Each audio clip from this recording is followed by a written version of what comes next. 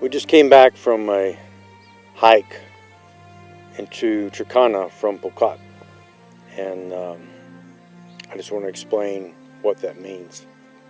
These are two tribes in Kenya, Pokots and the Turkana. They have been at war for hundreds of years. They've been killing each other, raiding cattle, well into the thousands. People have been killed. A lot of police, military have been killed over the years, and it's been a big problem in Kenya. Well, recently, a lot of the Pokots have become Christians in remote areas. Their testimony was that Jesus put on their heart to stop stealing cattle, to sell their AK-47s, and to no longer do that. So I had them begin to pray for the Turkana. And I'm sure a lot of prayers have been going up for the Turkana. But the government recently has started a peace initiative to stop fighting between the two tribes, to bring the elders of all the villages together, and to bring peace. They want peace.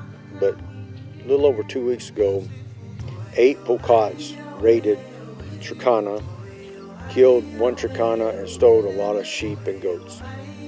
Then the Turkana responded in another area, killed 4 men and 1 woman that were Pokots in a village. And now everyone is concerned that war is going to start, and the military has threatened to come in, and so it's a pretty volatile situation. We felt from the Lord to go there, to that area where the people were killed. 2 hours turned into 7. And at first it was okay because we're going downhill. Then we got to a lower area where it was warm, and we could tell we weren't going to be where we wanted to be. And it started to get dark. But before it got dark, we started noticing a lot of lion tracks, and big ones, places where elephants have been, antelope. So it was quite interesting. But as we turned and get on another dry riverbed, there was more lion tracks. So I didn't know if it was the same lion tracks or more. So we were trying to get to this village before dark. But then a cloud started coming up. We could tell it was going to rain, so we had to camp right then. So we had to sleep that night knowing that we were in the middle of a bunch of lions. And so we got up in the morning, and we went, and it took another 3 hours. So we're guessing around 7 hours. We're guessing somewhere 25 miles. And so we get to where we could see some huts, and we thought, oh, we finally got to the village, because in that area is supposed to be a lot of people.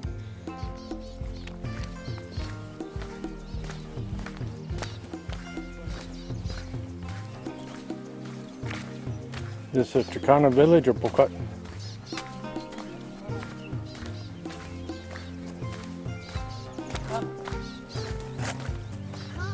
Turkana village.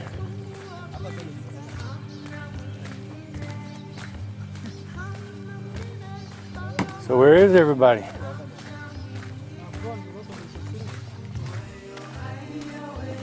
They'd gone because of insecurity, and we've come. Here we are in Namuru. We traveled over those mountains, and now we cross, and they usually dig for gold here. But a couple of weeks ago, 3 Pokot men, 1 Pokot woman were killed, and so a lot of insecurity. So people have gone more that way.